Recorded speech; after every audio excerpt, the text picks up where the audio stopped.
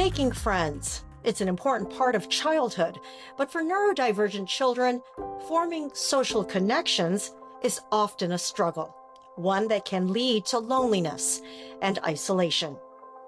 Amanda and Ted Harvey remember the first time their son Teddy came home from elementary school feeling hurt and disconnected from his peers.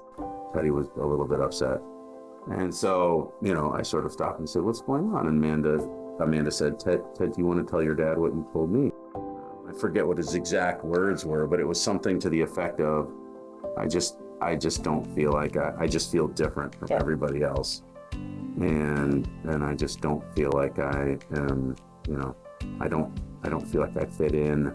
I was crushed because you can't be there all day to redirect anything or explain. He was, suffering on some level. Amanda and Ted first heard the word autism to describe their son's learning differences when he was around 6 years old.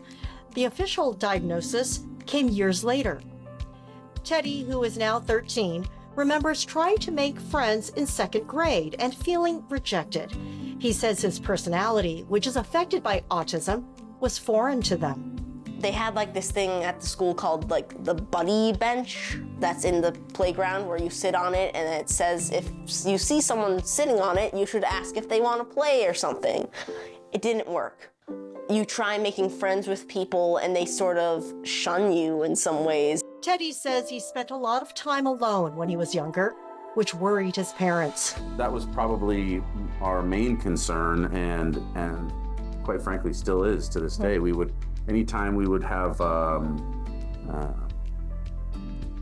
sort of parent-teacher meeting to find out how things are going in school, they would tell us, we would hear about the academic stuff, but really in truth, we were mostly interested in understanding, how's he getting along with his peer group? Is he making friends and is he fitting in?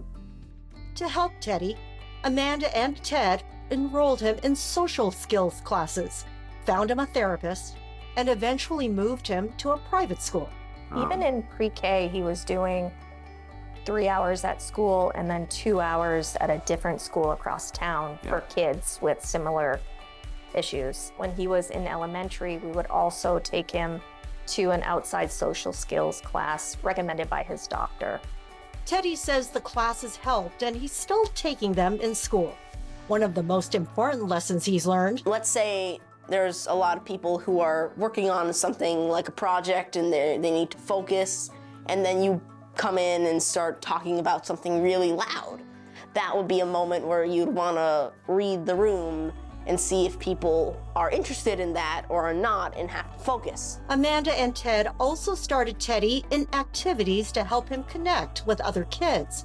He joined a local swim team and started taking drum lessons. What I like is that I have an instrument that I get to play and I get to play music for other people. And as a family, they talk a lot about the challenges of autism. We have really great open conversations with him. Yeah.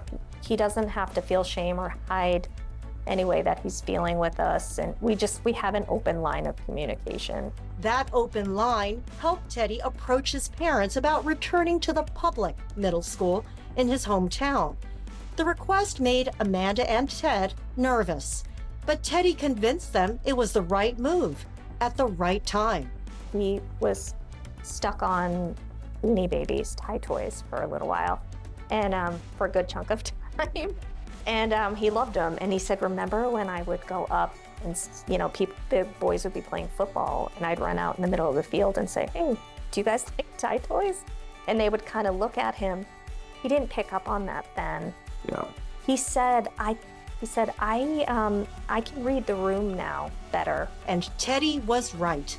He says he's more confident and has a new group of friends who accept him for who he is.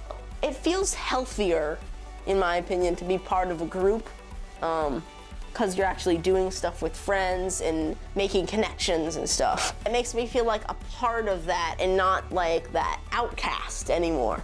His advice to other neurodivergent kids who are having a hard time making friends?